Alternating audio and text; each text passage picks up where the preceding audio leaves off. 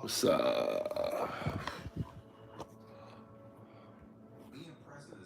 Fuck yeah. All right. It's time.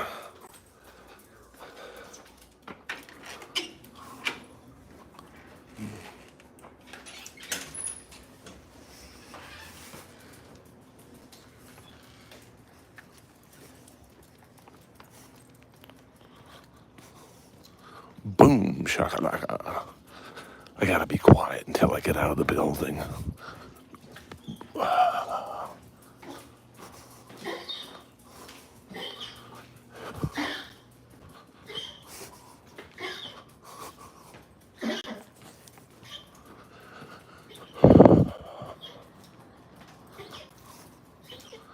I gotta walk fast because I know Lois has to go to the bathroom. Okay.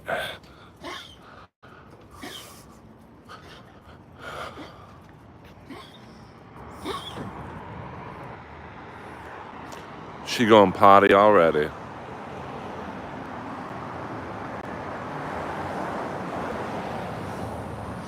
Yeah, Miko is no joke.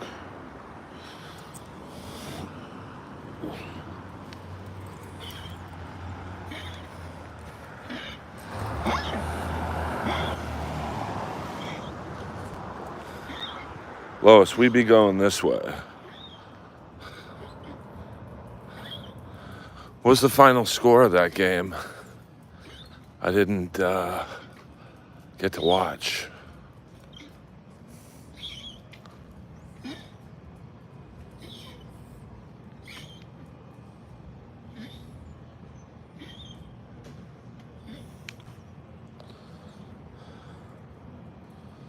I know she gotta go pee-pee. So we'll just, there she goes.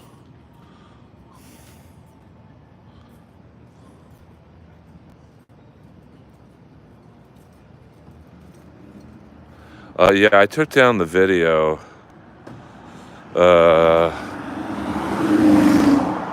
from that stream the other night. I was told that, I really think that guy died the other night. I mean, he was not moving at all. And I didn't see his tummy moving either. So my friend said, better take it down. YouTube don't like that shit. Yeah, I was doing a late night walk and talk with Lois, and as I was walking by the Revolver bar, it's not necessarily a gay bar, I guess, but it kind of is. There's a dude passed out on the dance floor like he was not moving at all. Looked like a GHB type deal. But, I don't know for sure, to be honest with you. But he, we'll go a different route. I always show you guys the same. Hold on. I don't want to get run over here. We'll wait for this car to go. But, I mean, I'm telling you, his stomach was not moving at all. I've never seen someone that knocked out before.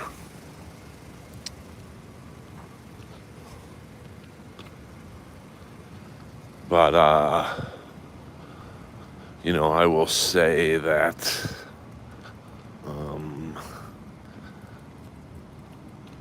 the EMTs and,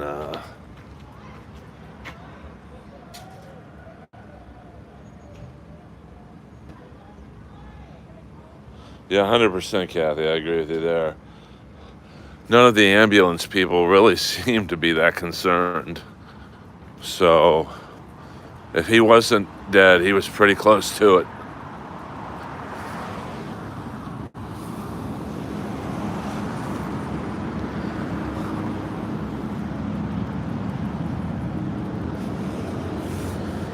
I know I don't understand. I'm lucky because I don't stream snipe people and things of that nature.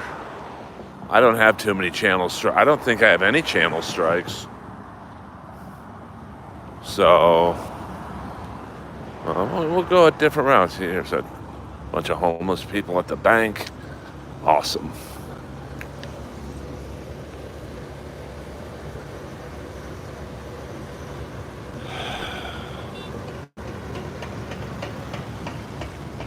Come on, Lois, let's get it moving.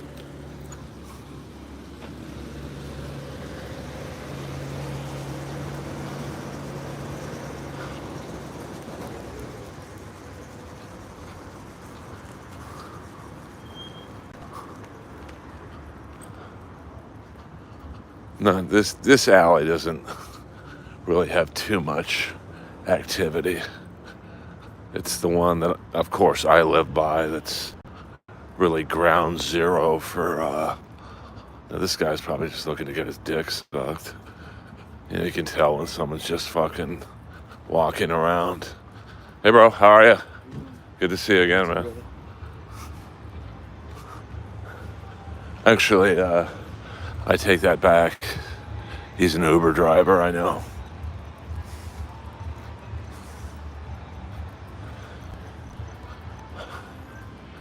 This alley's fairly normal. You don't see too many games of intrigue and hide your salami here.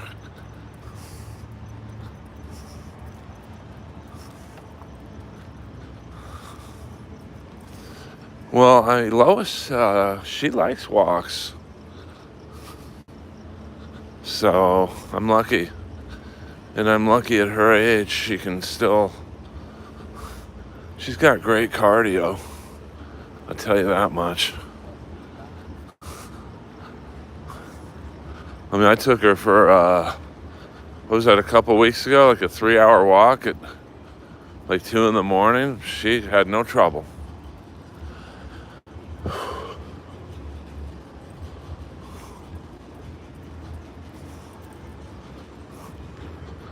I will, we'll go up this way. Avoid the freaks.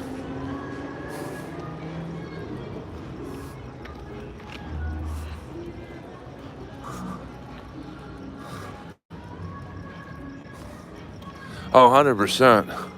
And she's probably helped my life. I mean, I've already worked out today. So any calories burned off in this walk is bonus time, baby.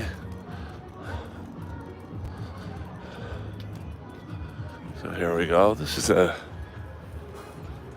kind of a cool area to live in. You're right behind pavilions. Like, I would love to live here. And then just there's their market right there.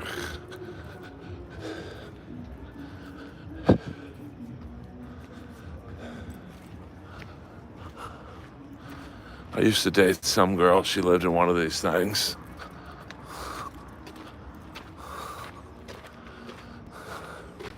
Of course, the only bad thing about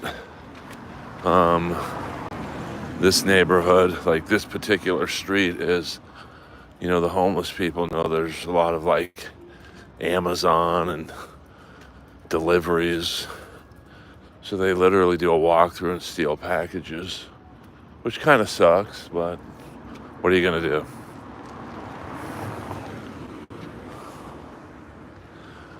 I mean, this is cool. It's kind of a cool house. Guy's got a camper right there. He's probably chilling, living in the camper. There's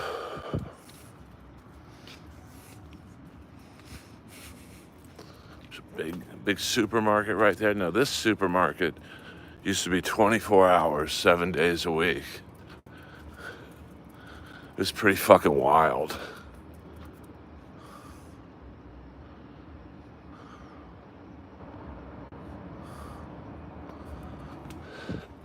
I mean, and it's great because I would always go in there after the Comedy Store, or, you know, if I had a gig somewhere else. And the only people in there were strippers who were, you know, because this was, come on, Lois, let's go. This is not, I shouldn't even say was, really the only supermarket around here. And it absolutely was the only one that was 24 hours. So you had comics, strippers, bartenders, and just late night goons.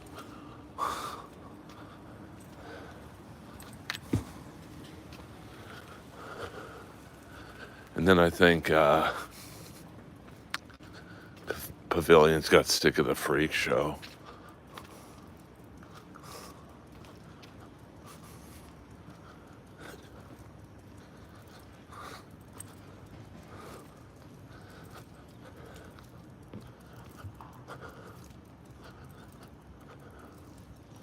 So it's kind of a quiet, like, you wouldn't think.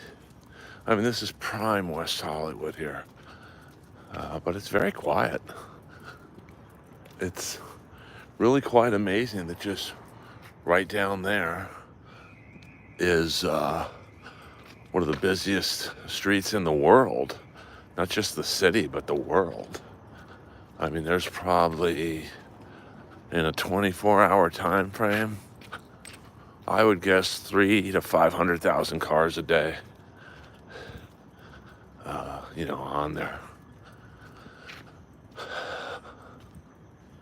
I can tell that dog don't like Lois. You know, not everyone likes Lois.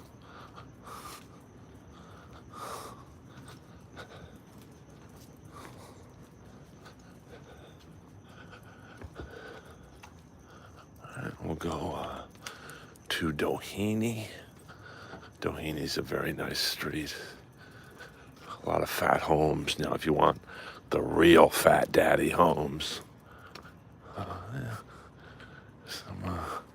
You got to go Doheny north of Sunset.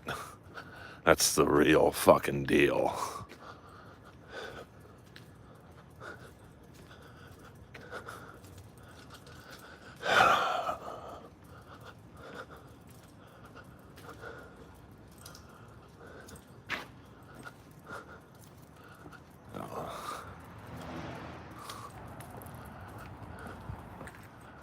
And these are nice condos here.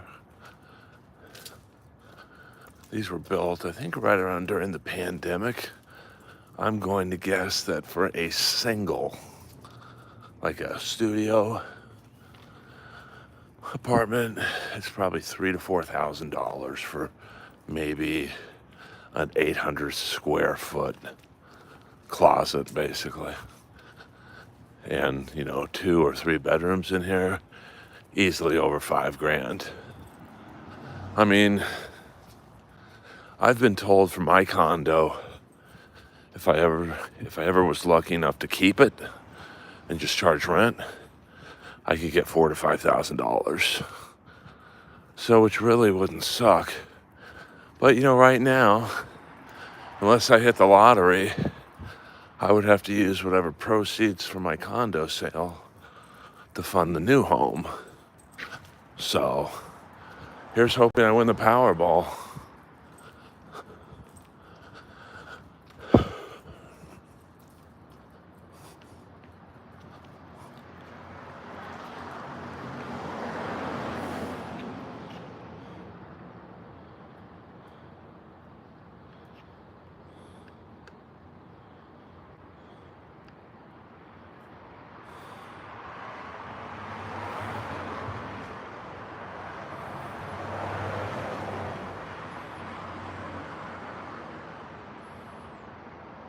It's a true story, Kathy. I got kicked out of my section because they put me in there with the Riris. I'm trying to watch the fucking show, man. I'm a wrestling fan. This kid wouldn't stop babbling, so I'm like, all right, I'm going to ruin this kid's image of professional wrestling. It's fake.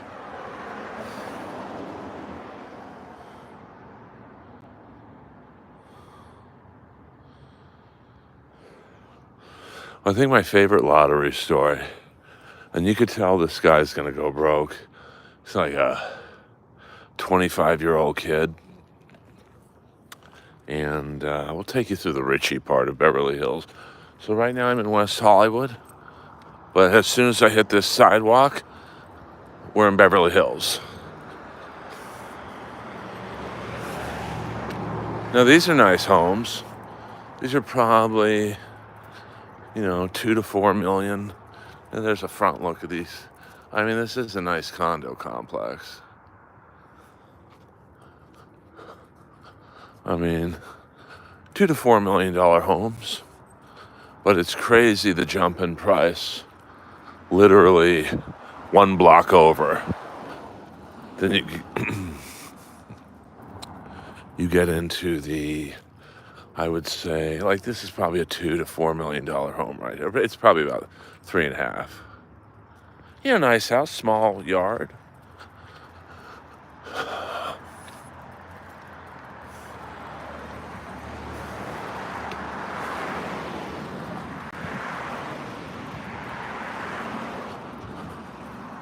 It really is fascinating, the amount of wealth in this city. I mean, for the next 5 miles, probably to my right, every home's between $5 and $10 million. Like, what do those people do? Now, some of it's old money. Some of it's like oil money. A lot of it's entertainment. I mean, do you know how much money Shane Black, the guy who wrote Predator and all the Lethal Weapon movies? Oh my God. I mean, now this is a nicer home. This is probably closer to 4 million. Very little backyard, probably. Maybe a small pool or something. But when we hit Oakhurst, which is the street to my right coming up, I mean, it's next level. I mean, the shit houses are 5 million.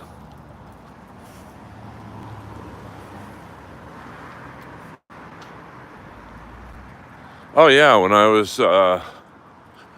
would go to Chandler's home in Alabama, she lived in a very nice part of Decatur, Alabama, and there was a mansion there, beautiful old school stone mansion, and I think Chandler's mom told me it was like $750,000. You put that same house, in other words, if you could just lift the house up and drive it to the street we're about to be on, Oakhurst, it's a $7 million home. Same house.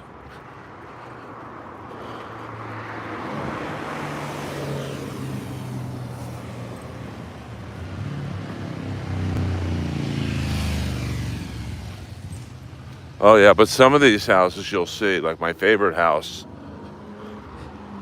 you could tell it was a total tear down. I mean, that's when you have money, when you tear down a fat house and build a fatter one.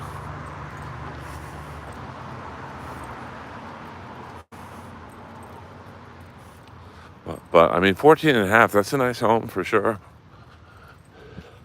But my favorite Powerball story is this, I think he was like a Mexican kid, 25 years old. He won the $2 billion. Now this is why I have to be careful. You see all these trash cans right here? You can see that it goes probably a half a mile up. Well, the coyotes come at night to get into the trash cans to get the food. So you gotta be your head on a swivel. All right. Lois likes the grass in this neck of the woods. Now, I always tell you my sister was Carl Weathers' assistant. Second story. It might have been that door right there.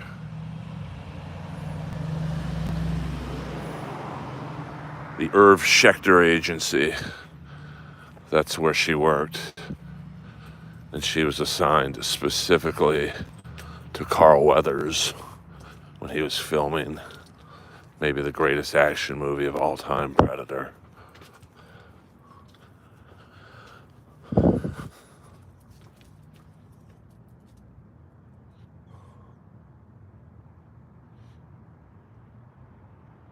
I wish I did. I wish I had the money people think I have. You think I'd be doing a live stream right now to 12 people if I had two $10 million homes?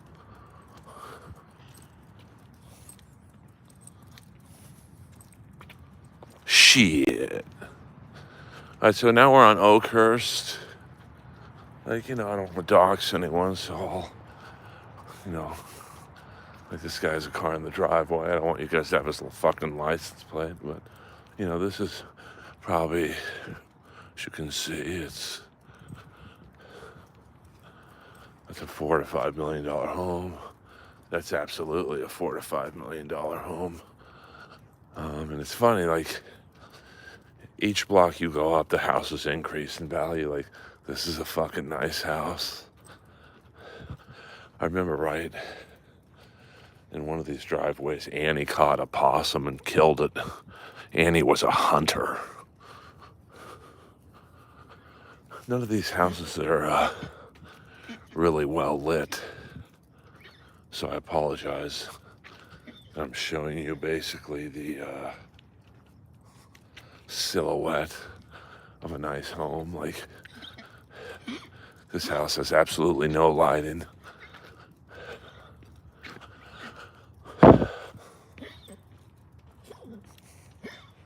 Well, thanks for inviting me in, Michael.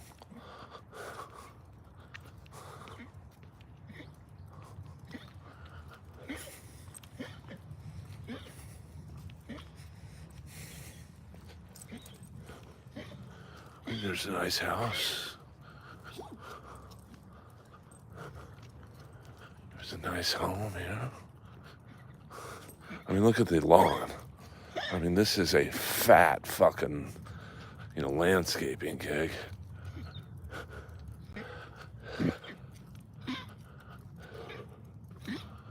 Another nice home. That's absolutely, I'd say that's about 7 million.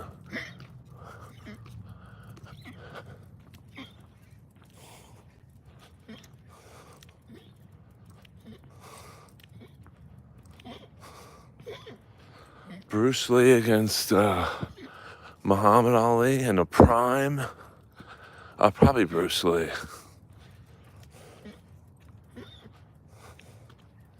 Rick, we don't do all caps in here. You have to be a VIP for the all caps privileges. No. I mean, don't get me wrong. I'm not poor.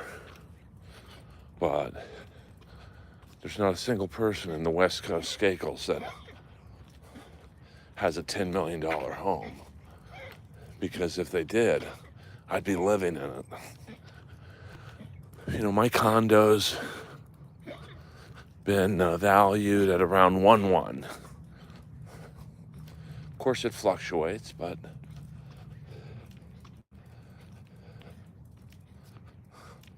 yeah, Rich, we don't do all caps in here. There's an elite group of people who are allowed all caps, and right now you are not one of them. Play it cool, baby. Play it cool.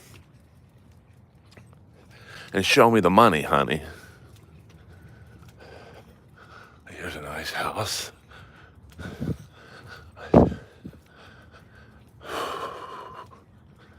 Now, if it seems like I'm out of breath, I'm not out of shape, but I'm walking uphill.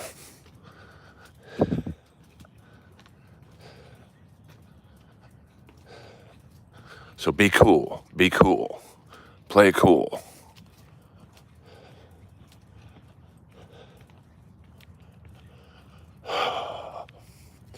I mean, it's just funny. Like, this guy don't give a fuck. Not one light on. Probably Jewish. Wants to save on the electricity bill. This guy, minimal lighting. You see that building? If Lois would stop for a second, I'd show it to you. It's a very famous condo building. Hold on. When Lois stops. hold on. There we go. Just right. Hold on, Lois. This is the building where that one right there. That's where Axl Rose lived when Guns N' Roses first started making the money, honey.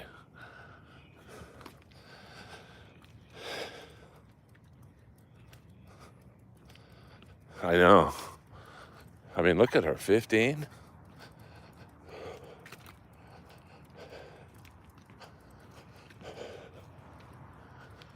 She got pee right now on this guy's nice lawn.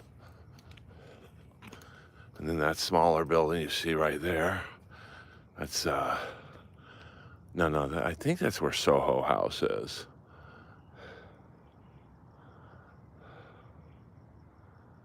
No, Nagatomi building is that way, about 2 to 3 miles. That, I believe, is on Avenue of the Stars in Century City, where, that's where I lived. That's where the Fay Ray building is. So as you can see, we're now on the Big Daddy block. This is the, I think it's the 700 block maybe. But the homes are getting almost bigger by the home. Like I would say we've now entered the price range of $7 to $10 million home.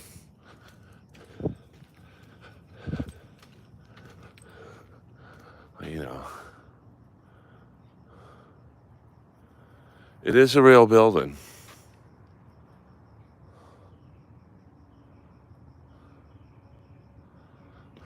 Oh yeah, I mean, I always say that, we were not rich growing up. We were just lucky. Like my dad bought a home in Bel Air in the 60s when, to be honest with you, Bel Air really wasn't that nice of a, it was just a canyon, basically, an unexplored canyon. And my dad sets up shop deep. I mean, here's like a baby White House, no lights on. This guy don't give a fuck. Probably the front door's open. That's how little he cares.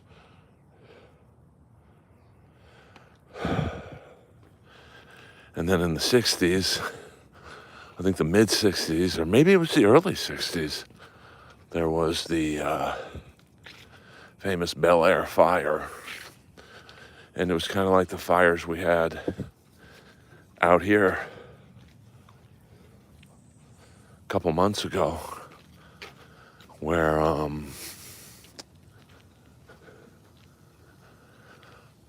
every home was burnt down, literally, but ours. And my dad was.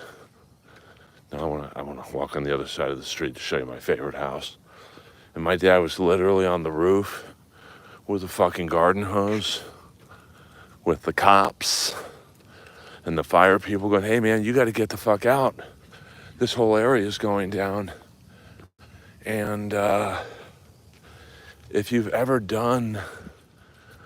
you Google Earth, I guess, the address of my childhood home, it's 10500 Roca Place. That's ROCCA Place. This is my favorite home. You get a nice view of it in a minute. You can see it's deep into Bel Air. I mean, fucking deep. Just to get there from Stone Canyon, which is like the main Bel Air strip. I don't know if a fire truck could get up there. So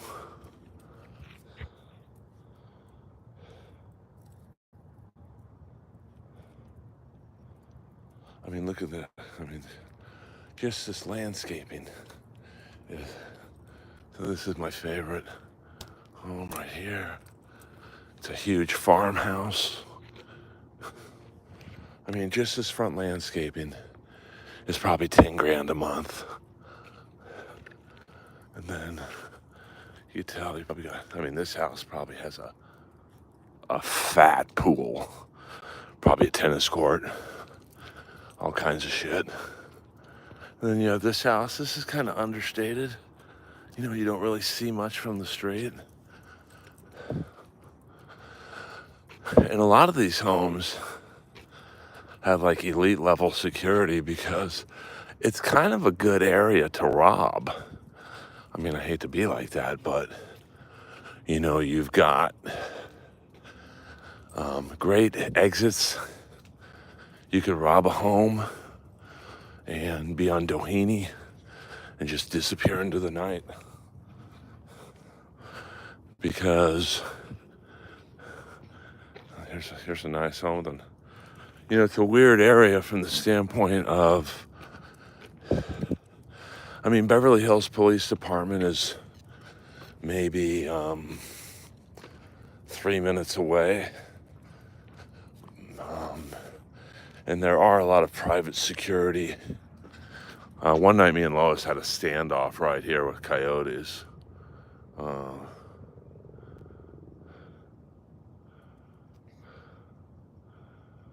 Book that cartoon. Yeah, but I don't know if you could see this on Google Earth, but to get to my home, what you do is you drive about a mile past the Bel Air Hotel on Stone Canyon. You make a right up Roca Way, and then you make another right up Roca Place. And it's all brush, like, so, you know, the point of that story was basically we got into Bel Air. It's like being first up on a tech stock. And then Fat Elvis was our next door neighbor below us.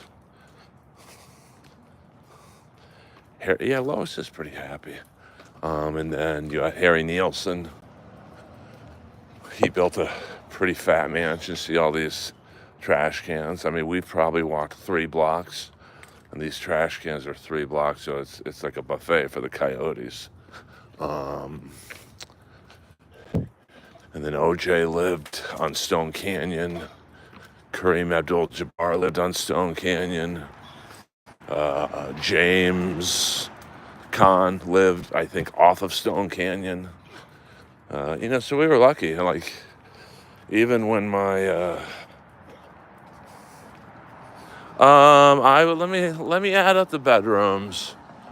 When we had the home, now the home's been remodeled severely, because I think from my dad sold the house in '88, and we so that's what so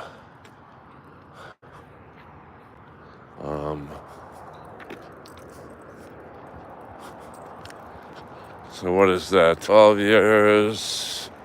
You know, almost 38 years ago. So back in '88, it was let me see. There were 4 bedrooms upstairs, 1 downstairs. So it was a bedroom home. And let me see what else. Pretty big kitchen. Although the kitchen I've seen, if you go on Zillow, even though the house isn't for sale right now, there's some pictures of the kitchen. And then the living room, which is, I mean, it looks somewhat the same. I mean, the whole downstairs area was a black and white parquet floor. Great den to the left, which I'll assume they turned into an office, because it's a perfect size office. And we had some pretty crazy fish tanks. Oh, I wish. I mean, I'd never fucking move. You know, I didn't really appreciate it until, you know, in my parents' house in Miami, if you want to see what that house looks like. I don't know, what would you put in Google Earth? It'd be 1525 Northview Road, Sunset Island #1. There's 3 Sunset Islands. They moved from Bel Air to that house, and that house is pretty fat. And as with the Bel Air house, whoever bought it from us, they really modernized it up. I think that house is worth about $12 million. So,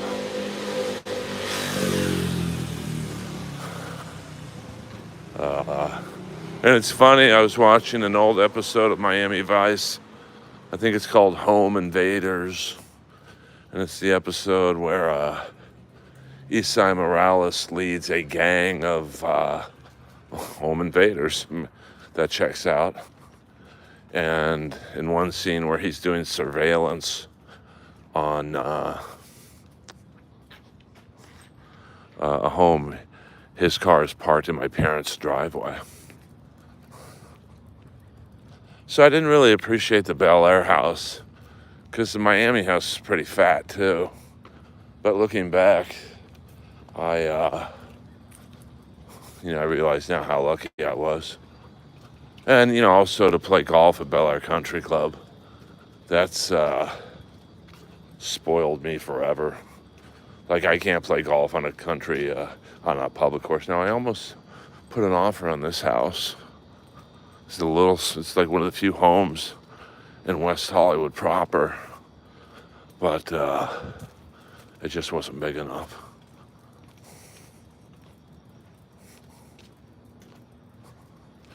Well, I will say this about the one in Miami. It looks a lot nicer now than when we had it. But it didn't look bad when we had it. It just,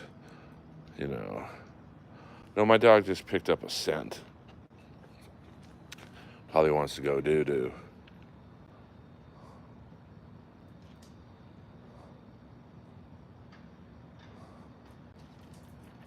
Okay, she doesn't like that. They might have put a pond in it in the front, but the crazy thing about the Miami home is it's right on the bay. So you could literally jump from the pool into the bay. And, I don't think my dad was really ever into boating. So, but I think they did put a parking for a boat in the new owners did.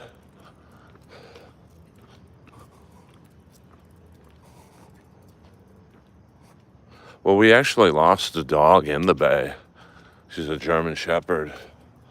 And, the crazy thing about Miami is the fucking hurricanes are insane. And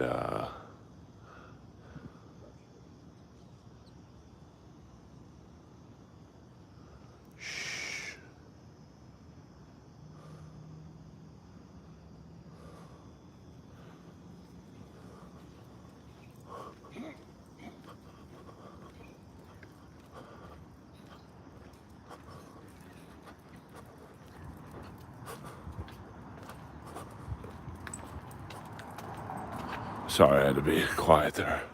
There's a big dog in that house. And we believe that the German Shepherd was blown into the bay. Now, here's the crazy thing. If you are a longtime fan of Earl, you'll realize I had a Lhasa Apso I named after the hockey player Messier. This dog was fucking tough. And probably should have been an indoor dog in Miami. But my parents just left him outside in that backyard. And when there was a hurricane or whatever, Messier would just hide in the handicap ramp, under the handicap ramp. My dad needed a handicap ramp toward the end. And Messier was just chilling. He's just chilling.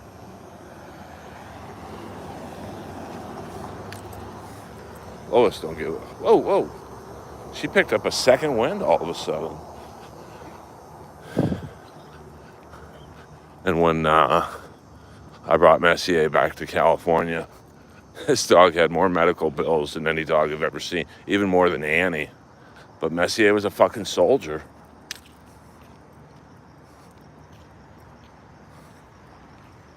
I don't know, to be honest with you.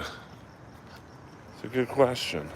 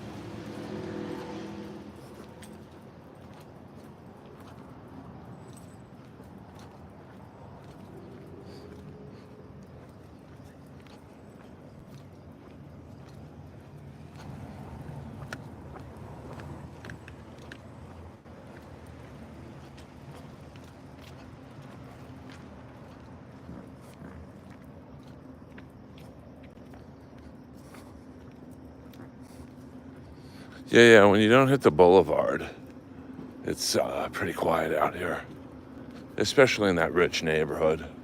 Now, the other night, there was two guys blowing each other right here, and I come out, and I'm like, really, guys? And they're like, what? Like, get the fuck out of here.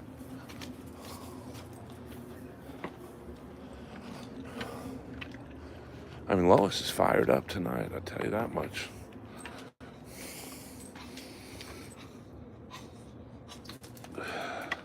And watch how fast she runs to the front door.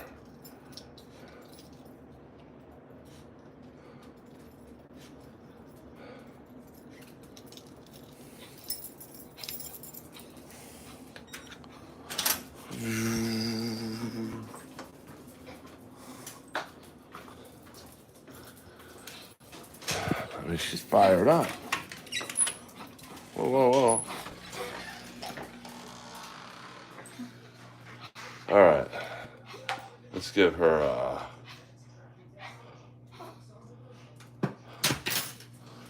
I mean, Lois, probably a little too late for her to eat. We'll give her a scoop.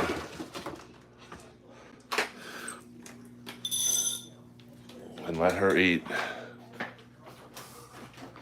There's me at the house in Bel Air, my first sports car.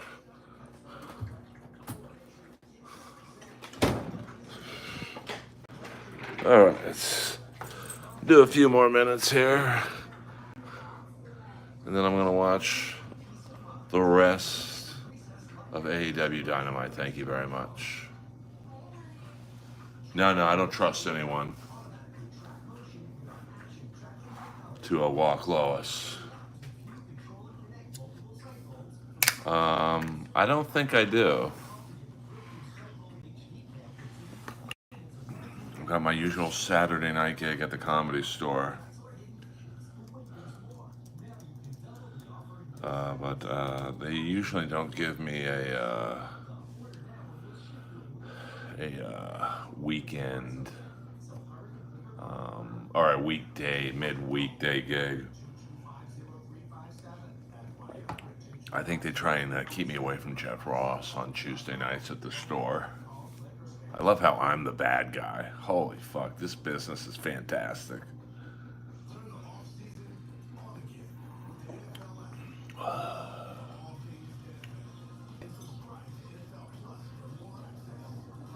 Oh shit, we got a super chat. Hey-o. W Fig the 90, $4.99 for the good girl.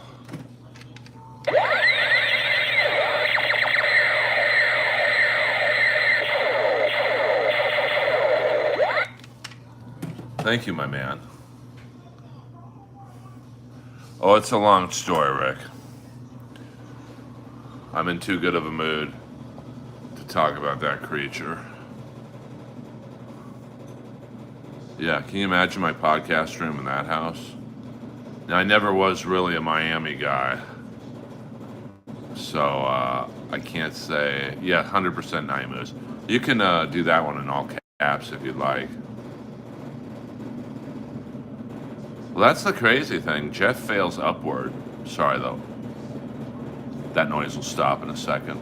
It's just the laundry.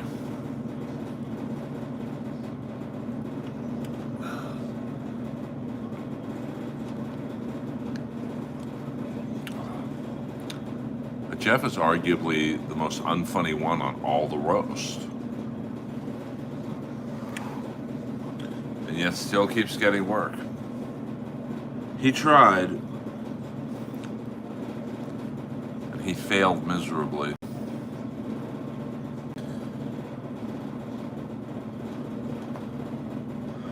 See, the great thing about me is I don't want anything from Jeff. So he can't dangle the carrot in front of me like he does everyone else.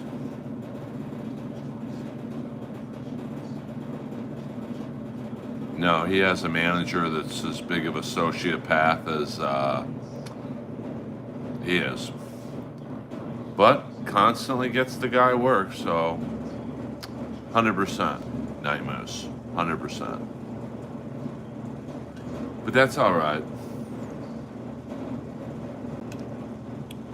I mean, I remember once I opened up for Jeff. I was just curious to see what his stand-up was like. So we go to Irvine Improv. It's full, I'll say that. And I did pretty well. Did about 20 minutes. So he gets up there, does about maybe 10 to 12 minutes of average jokes, and then calls me back up to help him roast the audience. So I stayed up there for about a half hour. That's Jeff. Gets 95% of the money and does 5% of the work. But what are you going to do?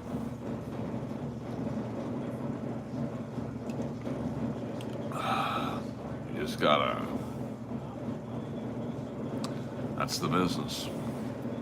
Unfortunately.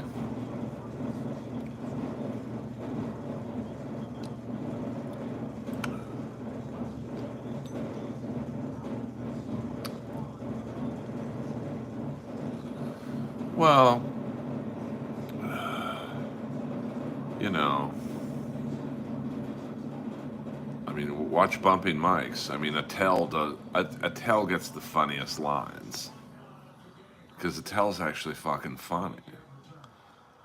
But you know, Brock Lesnar, maybe he'll go to AEW.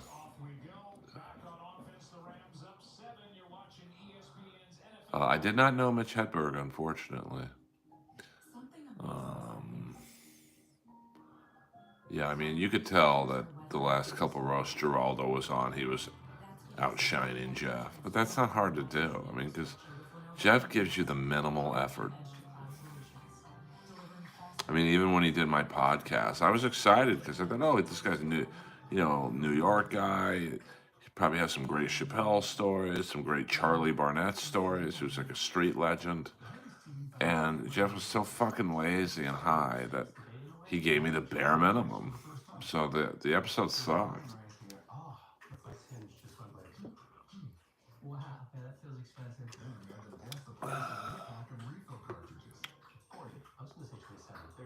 Yeah. Yeah, I mean, Nikki is pretty funny. That's for sure. Yeah, I don't think Lisa Lampanelli's funny at all. Just hacky jokes. But, it's almost good to be hacky on a roast. Jeff gives that John Lovitz type of effort. He gives you the bare minimum. And he doesn't like to share the ball. I mean, I was never a giant Kinnison fan. I was much more a Dice guy. But Kinnison's great. I thought Dice was actually the better stand-up. So,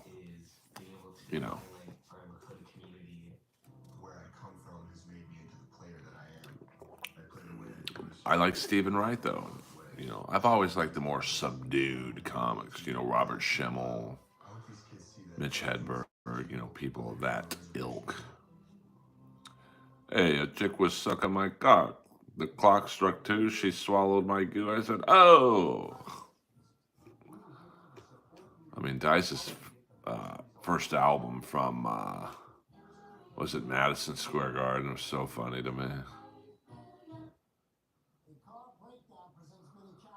Yeah, finally got sober and then gets killed by a drunk driver. I mean, that's irony of the highest order.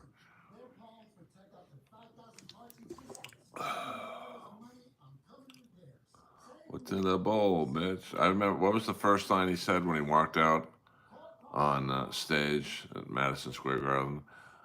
Korean delis, Indian massage parlors, and ass fucking parties every night of the week. How are you, New York? Um, so, I guess we'll go another 9 minutes. I appreciate the vampires in the stream.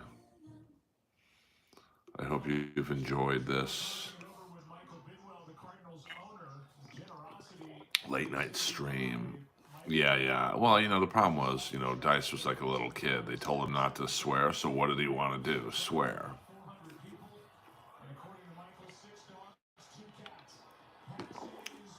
I'm sure if they said, "Hey, we don't care if you swear or not," he probably wouldn't have sworn at all.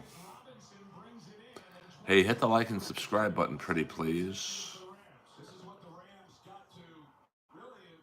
No, my skin's just glowing.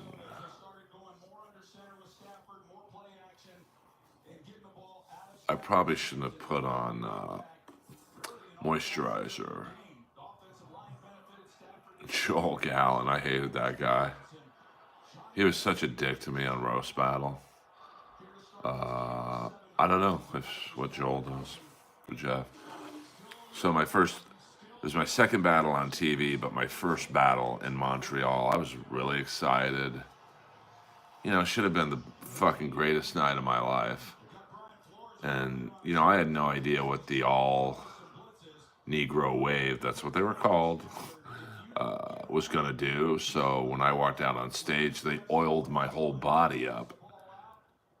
And, obviously my hands got oily because I had to touch myself. And this is my favorite jacket. So, I beat Tom Ballard, who's just great roast comic. I mean, he killed Hinchcliffe in the untelevised season. So I'm pretty fucking high off of my win, knowing that Tom could have fucking killed me because I saw him kill Tony, pardon the pun. And, like, I'm not off stage. My second time ever on TV, I literally feel like I did cocaine for the first time. I've never been so happy in my fucking life. And Joel starts yelling at me, other people have to fucking touch this mic. I was like, hey, I almost said, fuck you, man. But he's a horrible person. But, of course, he's in the Jeff Ross world, so there's very few nice people in the Jeff Ross world. So, very few.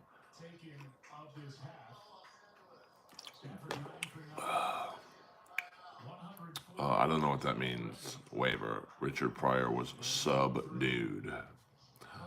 Baba Booey, yes. I don't know what that has to do with the conversation, but yeah.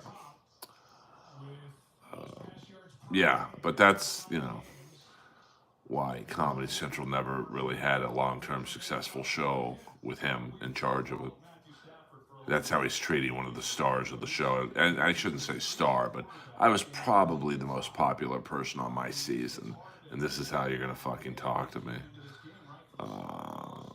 He did.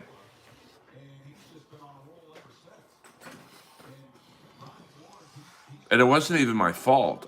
He should have yelled at the wave. Like, I had no idea what the wave was going to do to me. It's not like I said, hey, oil me up, guys.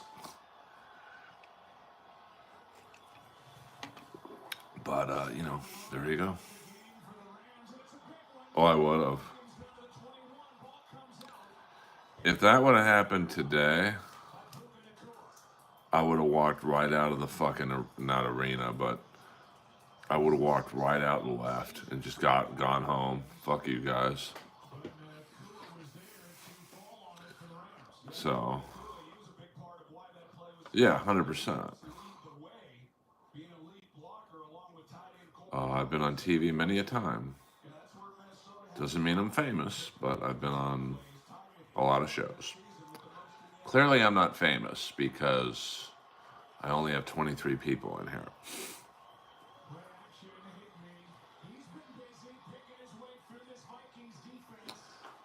I mean, it's funny. Last week I was having such a good set, and it's the first time I've ever did this, but there's a bunch of people in the hallway talking. So I literally told the audience, hold on, guys. I walked off stage, I walked through the crowd, and I stood by the door. They were talking, and I said, shut the fuck up, you open mic losers. Let's just say they got quiet. Hello, Michael. Hello. Oh, trigonometry. Don't worry about it. I'm not famous. If I was famous, I'd be with a hot chick right now, not doing a stream to 23 people. Hello. So, but welcome. Please hit the like and subscribe button. That's how my channel survives.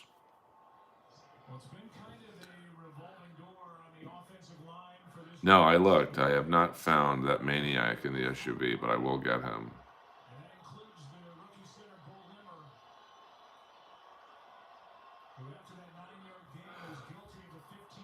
Trust me, I'm no virgin. All I know is in a shoot, Earl would lay the real smackdown on any comic. If Brody Stevens was around, you would definitely job out, though. I don't know about that. I mean, me and Brody always got along, so I don't think we would ever verbally throw down. But in terms of, other comics, I have, I don't talk shit. I talk facts. So the truth is really the best punchline. But it's got to be true. Which is why I was so good at Roast Battle. Because I'd just say, hey, man, you suck as a comic. And now this is at the weekly show at the Comedy Store because my name was on the wall. And theirs wasn't. So I'd be like, hey, if you're such a great comic, in about 10 minutes, I'm getting paid to do stand-up here. You're going to be walking by my name on the wall, bitch. And what do you say to that? Is Bobby Lee even funny? I mean, I don't know. I mean, he's very popular. I'll say that. So in that regard, he's funny. Obviously he's been successful for like 25 years or whatever. So I never met Patrice, unfortunately. I hear he was a bit of a bully. So I got to be honest with you. From what I've heard about him, I don't think me and him would have gotten along. 100% we were, W-Fig. That's not his brother, Steve Lee, the guy who's handicapped.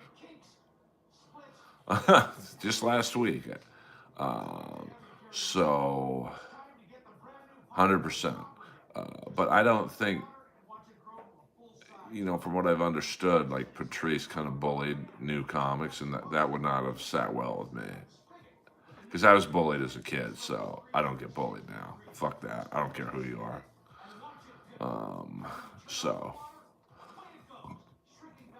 My mom and dad, they were strange parents, but effective.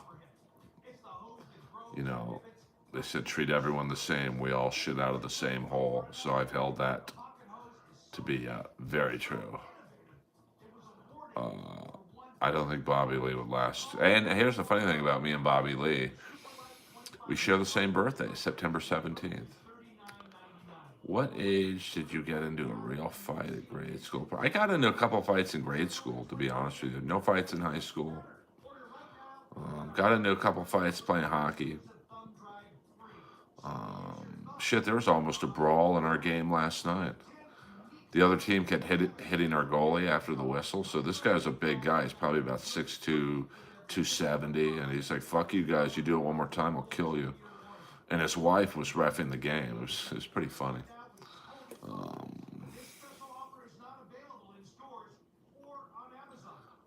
I did not. I didn't. I don't think I ever watched the Charlie Sheen roast. Yeah, 100%, 100%.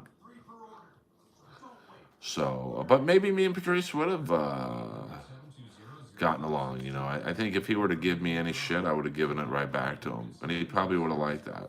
So who knows? Maybe, you know, you know, I know a lot of people miss him. So, well, that's a little personal, William. Um, but yes, I am. He is my first cousin.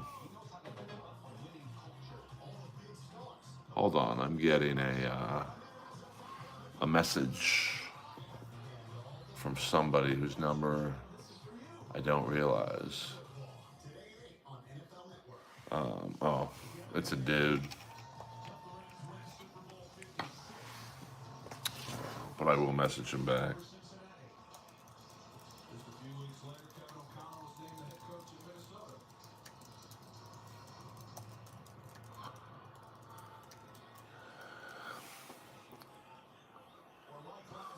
See you, Rich. Thanks for the conversation. Yeah, we don't do Michael Jackson or Michael Skakel jokes in here. No jokes about anyone named Michael.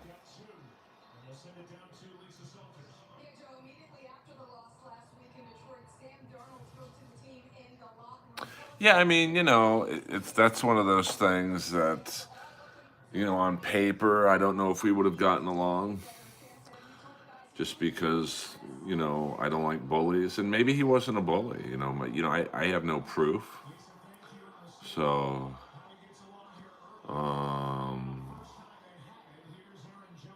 Ralphie May was awesome.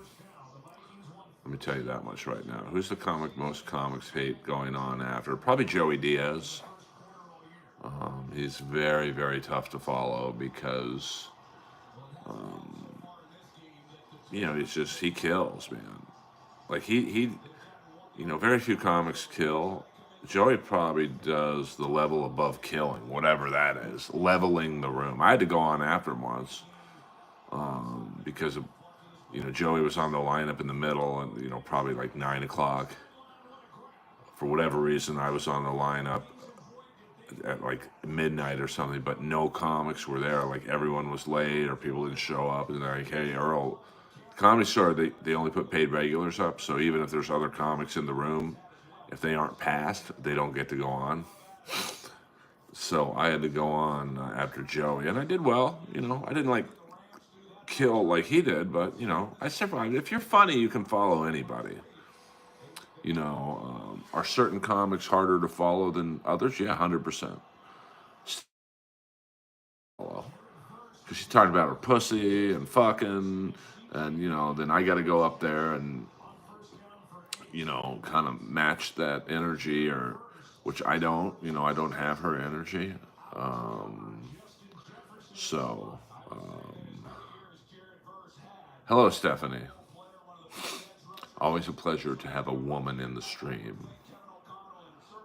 So that's gonna be it for tonight, guys.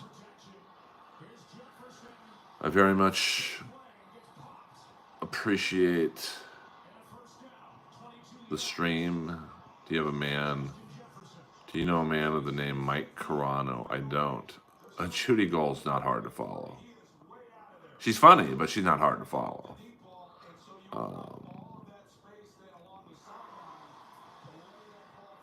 Yeah, Ralphie was great. Great comic, even better person, always trying to help me.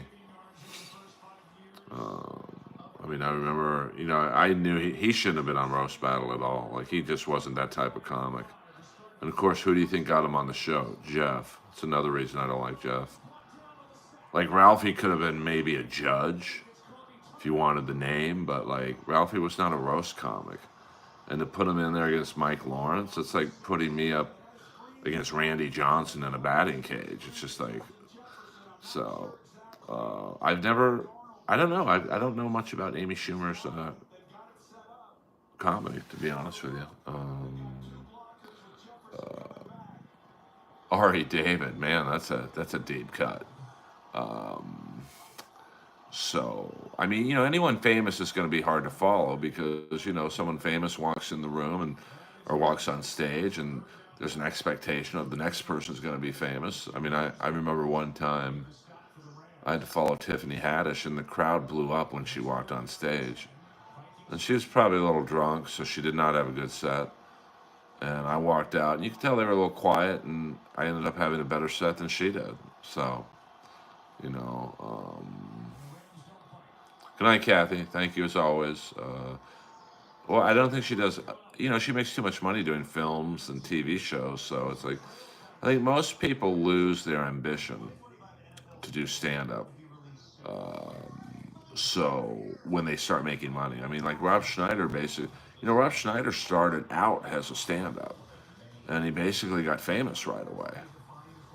So, I think that's what happened with Amy Schumer. She did like comedy for a few years and then started getting movie roles. Because, not every female actress can be, Christy Brinkley or Elle McPherson. You need someone who looks like Amy Schumer, who's like a little chubby but cute. That's what the neighbor looks like next door. I mean, my neighbor doesn't look like Christy Brinkley. So good night, William. Good night to all of you. Thank you, W, for the super chat. But very few of those guys are comics outside of Sal. And Sal, once again, someone like him, he makes too much money to really hit the grind of doing stand up. So, but I love you guys. I'll stream tomorrow at some point. Earl Skakel, over and out.